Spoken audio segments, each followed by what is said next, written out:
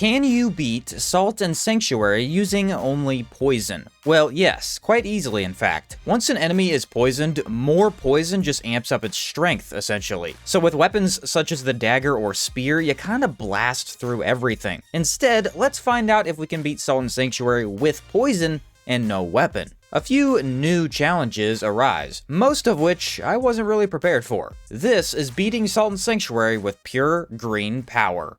Smelly is an easy name choice: green mohawk, green mustache, and green skin. Mage is a must for the single stat in magic, and once in, we can unequip everything. Unspeakable Deep proves impossible, as we have no poison yet, and on the beach, we select Devara Creed for no particular reason. Now, the next obvious step is to join the Stone Roots Creed, or the poison-based creed to put it bluntly. But on your way there, we have to be sure and grab as many items as possible. Sodden Knight skip over to the Twin Metal Ring is the most important as it sells for 1,000 gold. Underneath the Nomad Merchant is the only mage we can find early on. While avoiding some bats, we can get the Kismet Ring for better drop rate. Our favorite pumpkin helmet replaces the bandage ring, and of course the wrapped link is easy enough to snatch before Queen of Smiles. Bright Coral Ring is hidden here in the woods for extra stamina, which I personally enjoy having a lot. Then finally at Stone Roots, we join up with the cool kids. Place down a mage and merchant so we can sell everything we have and purchase poison gas. With salt bags, you should have enough to level into class 2 magic. And ta-da! We have a toxic gas cloud that can defeat enemies for us. My next goal was to farm out specific enemies using this gas. One large knight grants us the Conduit of Mind Ring, letting us use several more casts of the incantation before our mana is spent. Plus, leveling up in our creed can grant us huge strides in power. But,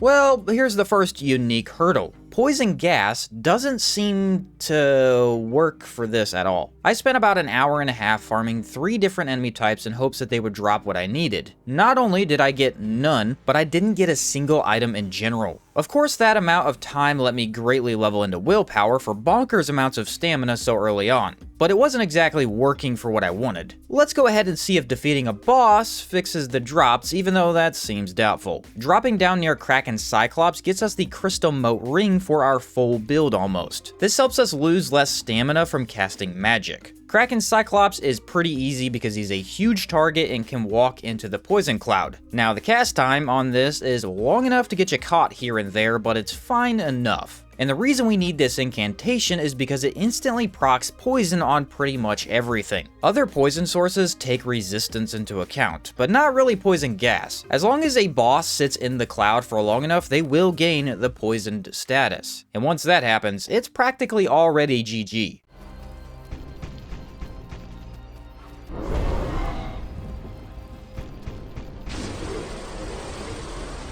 Okay, I'm really liking the damage already, but that doesn't seem to have solved my problem. So I guess poison gas kills just don't drop anything, which is news to me. Well, now what? My solution was to buy forest fangs, consumable throwing knives, not weapons that inflict poison after a few hits. With these, it was finally possible for enemies to drop their items. Unfortunately, they are kind of expensive, and drops are still somewhat rare. But eventually, we can trade in 3 rotten walker ears for 25 wraithfangs. Consumable throwing knives, just like the last, except these replenish every time you rest at a checkpoint, allowing us to now farm out feral dogs to trade for a total of 50 wraithfangs. Unfortunately, these only replenish at your Creed sanctuaries, so now the 3 needs to be expunged. And let's just say doing this so early on is not very easy. Thankfully, poison gas is insanely strong, letting us dodge until the deed is done. Now once we collect items from the axe and shield walkers close by, we can trade for a total of 75 wraithfangs. Much harder to get without a weapon than I would have expected, but hey, at least it's possible. What better boss to try out our throwable poison than the Sodden Knight himself?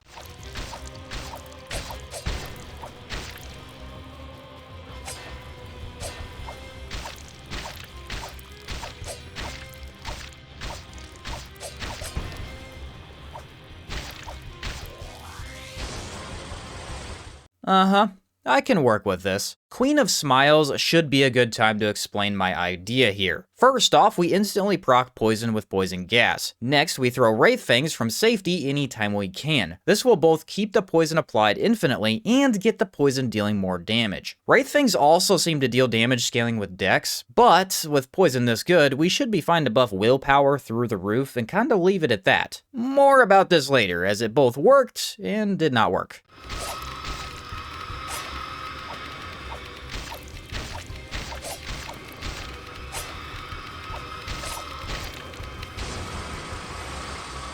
Mad Alchemist tends to be a problem on the most random builds. Let's see if we can pass his DPS test.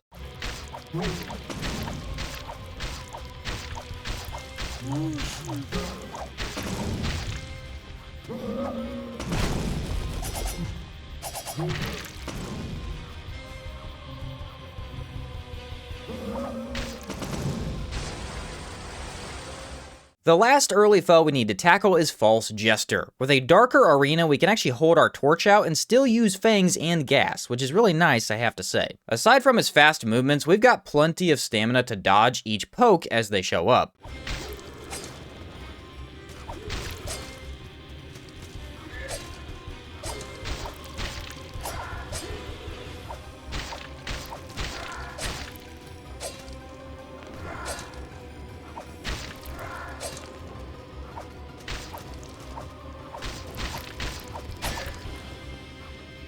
Okay, at last we can acquire the Vertigo brand and scale the Castle of Storms. Some more farming is in order as court sorcerers and split swordsmen can be found here. Down the stairs we can take out 2 sorcerers with ease. Then use the lightning trap on 6 or so skulls to face a single swordsman. A pretty darn slow grind, I have to say, but we might as well get more power now if we can. 20-ish minutes later we trade in more ears for 125 wraithfangs in total. Only 1 rank in our creed left to go, but that one has to wait until much further in the game. Kraken Worm, another boss where poison ticks quite slowly. We can throw at him while he's flying, which is an advantage, but without lightning, this is gonna take a while. I'm not exactly proud of a few dodges here and there, though we do get the best healing from stone roots, so I'm not tripping over myself that much yet.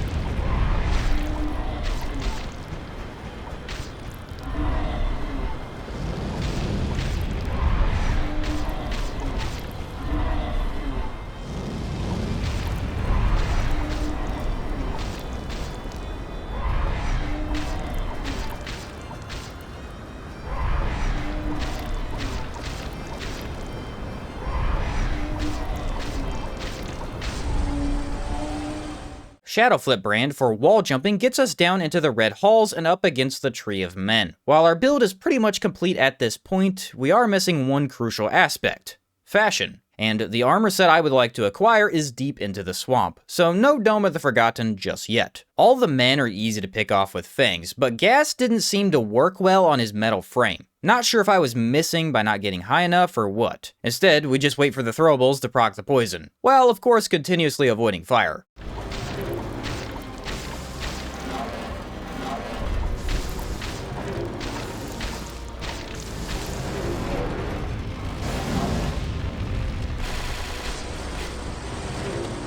Disemboweled Husk is easy at this point for me, so I don't see any problems coming my way.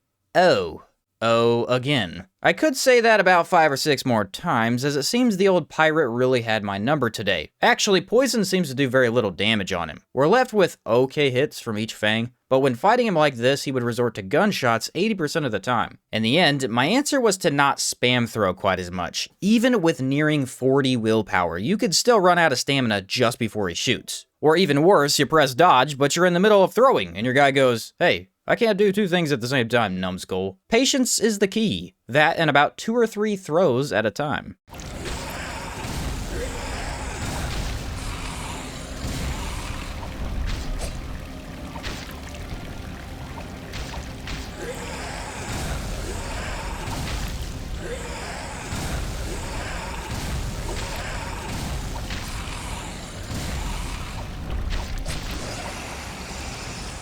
Probably should have saved him for later, but fashion is something we just can't live without any longer. Making sure to collect the poison resistance ring, we can rest at the swamp sanctuary before jumping straight into the murky water and heading left. Poisonous it may be, but that's what we're all about this time around. Hop through death long enough and we reach Alda Griggs, a crazy person living out here all alone who sells 2 sets of good armor. Crap. The shirt and pants I wanted are class 4 light armor, which I forgot to build into. At least the Malva set is only class 1. That I can make work, but after a couple of bosses. Time to see how well our poison build holds up against the poison boss. Spoiler alert, it didn't. Even after I went and maxed out on poison cures, this was impossible. There's way too many little mouths that I can't seem to damage hardly at all. Nope, let's instead head towards the dome and get work done there. Check out this army of ghosts. Turns out passive, slow damage isn't optimal when you're running through areas. The more you know, I guess. Hey, I managed to no-hit Untouched Inquisitor.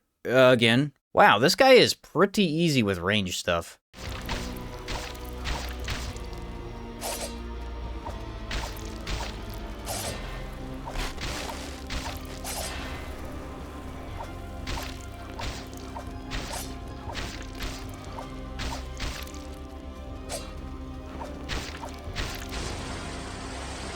But more importantly, look at that outfit. Just look at it. The purple, the yellow frill, the green mustache. Yep, this was the right choice. I did take off the crystal moat ring for bandaged since Pumpkin is out, but we've got way more than enough stamina to make up for that loss anyway. Third Lamb is the other poison boss, although he's much more susceptible to the stuff. Aside from a few tricky rounds of lightning near the end, I'd say this wasn't half bad. About now, I do start throwing in poison gas here and there just to make sure poison stays procced. It's pretty good at ticking poison faster if we can get that going and throw at the same time. Although, the gas doesn't always last long enough for that to happen.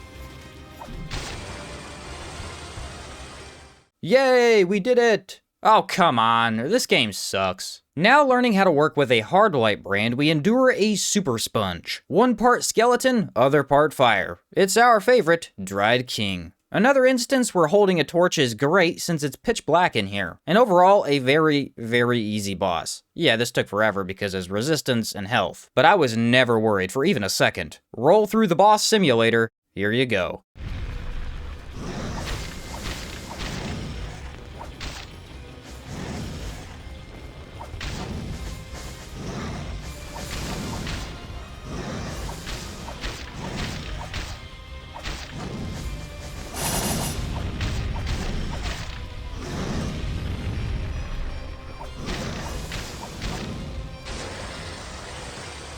Dart Brand. At last, we have my favorite movement ability. We do the ziggurat skip, of course, because nobody goes in there. Which leads to Bloodless Prince. You might be thinking, oh hey Sheen, seeing as your damage is dropping sort of off of a cliff at this point, shouldn't you, I don't know, maybe upgrade some dex, since wraithfangs scale really nicely with that? And for those of you asking such a question, my answer is no. I will not be doing that because I completely forgot it was a thing and was excited to see a beautiful 50 where my willpower is. In fact, according to the super out-of-date wiki, wraithfangs go from a measly 4 damage up to 14 at 50 dex. And this is Slash, which is pretty powerful against most bosses. Plus, each goes from like 8 poison buildup to 98. Yeah, probably a good idea to go into dex at some point. The good news is, I can throw as many things as I want and still dodge. Was it better than actually dealing damage? I'll leave that for you to decide. And with this brute's beastly amount of HP, I was forced to resort to poison gas alone, as 125 knives eventually do run out.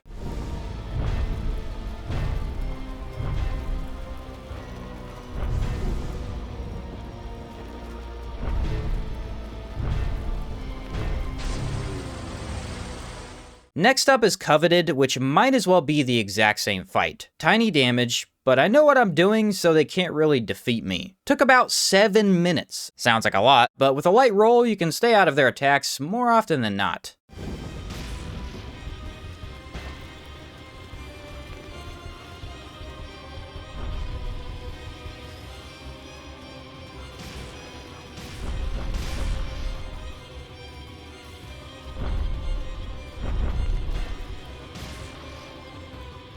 Upgrading armor seemed like a decent idea, considering I don't need a weapon to upgrade this time around. Back at the far beach, we can catch a ride with this gentleman rowing over to a fort beyond the mire. Inside a secret wall, there are 6 or 7 of these axe-wielding monsters that drop more ears than we need. 3 of those, and voila, max creed level reached, getting us 150 wraithfangs in total, which we don't need all of for Witch of the Lake, but nice to have for tougher foes. I'll say an instant stunlock felt pretty bad, but with a little good RNG, we can probably do much better.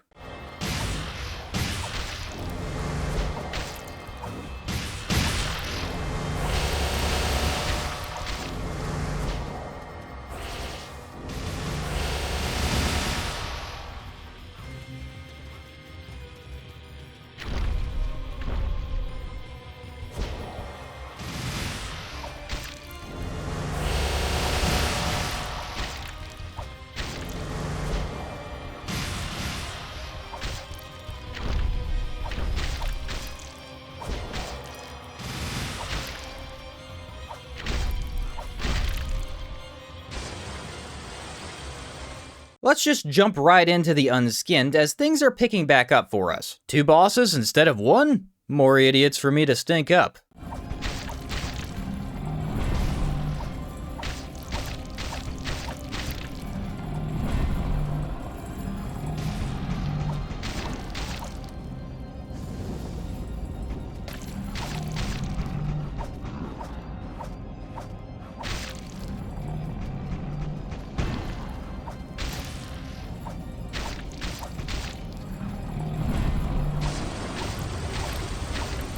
Oh yeah, the mage doesn't exactly do much at this point, does she? Move about an inch every now and again, and down she goes.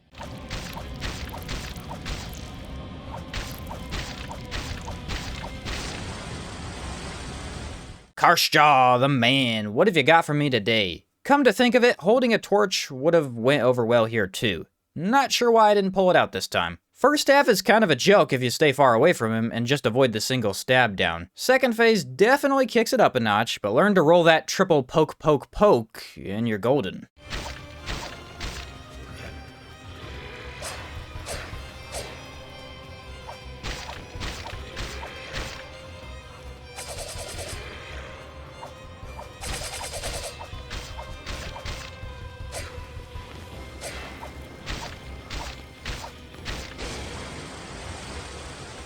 Since I'm avoiding the stench, after all, why not climb up into the stars themselves and face Mao? Unfortunately, I guess I never noticed this in the heat of combat, but her magic bugged the heck out of my audio. Not that big of a deal since she didn't quite understand what was going on. Honestly, to me, she felt like throwing darts at a barn wall. How in the world are you gonna miss? And is this thing even able to fight back at all? From the looks of it, no. She will teleport any chance she gets, but that's about it. 2 bosses left before we have to give Stench another go. With around 50 willpower, stamina is feeling better than I've ever had it before. And Skarj, oh boy, the poor guy. If ever this magic dragon felt like a challenge, now wasn't it. Since he can jump over all his attacks and our fangs hold us up over his breath, he becomes one large sitting duck. Not to mention I would have expected way lower damage on our end. I mean, fighting a magic dragon. One would think poison should be weaker on him than someone like the Bloodless Prince. Hey, no complaints though. This and bow are probably the easiest way to take old Kraken Dragon down. Forgotten King, on the other hand, wasn't nearly as weak as I had expected. Good news is, all 3 can be poisoned easily. Bad news is, all 3 love to get in the way of each other. What I wanted was for Mage to die first. She seemed the weakest, and can be hit from far away by throwing higher up. But her good old Knight buddy can block our knives, and the King is so aggressive he just tends to eat everything you throw. You have to take some damage usually in order to get off the poison gas. So long as it isn't the magic nailing you, we leveled into more than enough heals. Actually, it turned out to be the exact right amount of heals. Oh well, tomato tomato.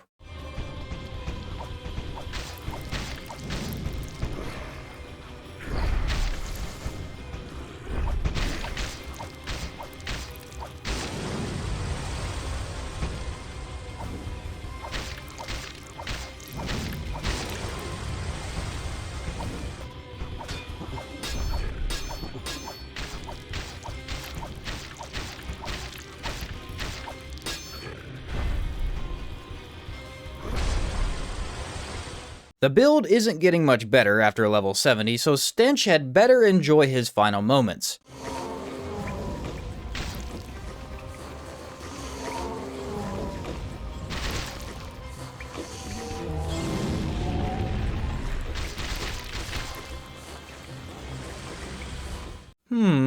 It seems I may have overlooked something here. As you can plainly see, the flying mouths are my problem. Since poison gas takes so long to cast, you aren't able to poison any of them instantly. And with my fangs dealing such low damage, it simply isn't possible to defeat any of them. Eventually, the room is filled with enemies which all block the boss, poison me, not to mention that poison melts so fast I almost can't cure it. My stamina gluttony has finally caught up to me. I am ashamed, and shall be humbled forever. I did leave a couple gray pearls around the world, which can earn us several points back into a bit of dex. We can also farm out the large giant and mouse floating island for 5,000 salt a pop. Tedious, but pretty easy with poison. 30-ish minutes go by, and we now have 50 willpower and 20 dex. Not perfect, but a lot better. I found out with the HP regen ring and poison resistance ring, I can heal through most of the little mouth damage. This also allowed me to survive long enough to cure poison and get off poison gas when needed. Not much of a fix, as you might call it, and more of a patch-up job. She wasn't pretty. She wasn't even fast. But by the end, I was more than proud of how well this all worked out.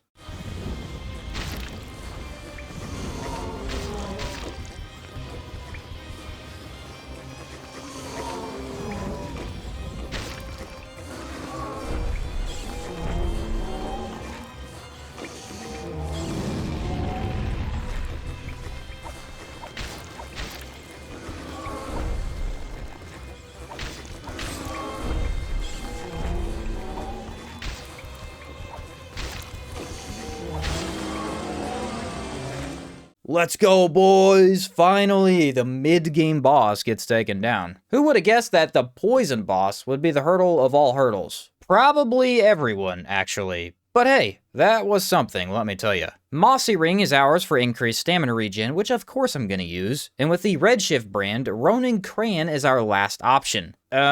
He's basically the opposite of the Stench, is probably the easiest way to describe this.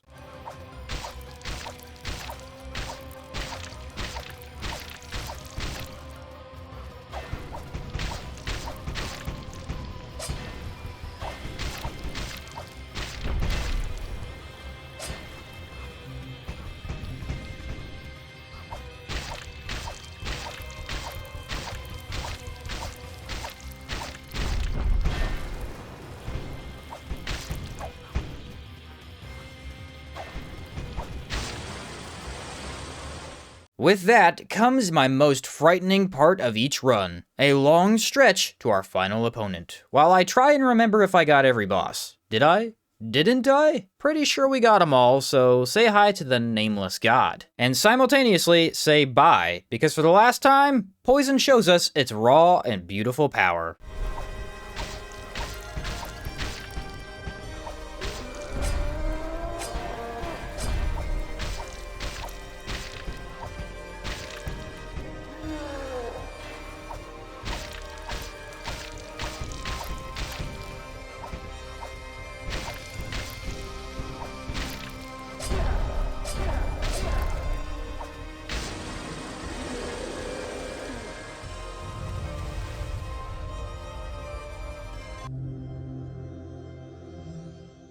Can you beat Salt and Sanctuary with only poison? Well, the answer is actually up to your own interpretation. Technically, wraithfangs don't deal full poison damage. I did my best to mitigate that by leveling dex at the end when I had to, but without those, poison gas simply isn't going to be enough against a Stench. Actually, Dried King, Bloodless Prince, and good old Pirate Buddy would all be really tough with just a green incantation. Nigh impossible due to the sheer amount of time required. However, if we stretch the rules to apply wraithfangs, which is more than fair to me, absolutely. You don't need a main weapon for continuous poison buildup because wraithfangs and poison gas are crazy strong. Definitely a build I would recommend, as I've always wanted to try and really enjoyed my time with it. If you enjoyed the content, drop a like down below to help me out. I've been working on a 100% of Mandragora lately, a 2D, somewhat Salt and Sanctuary inspired game. It's quite the time sink for all the Steam achievements, but do look forward to that if you're interested. All that aside, thanks for watching, and I'll catch you next time.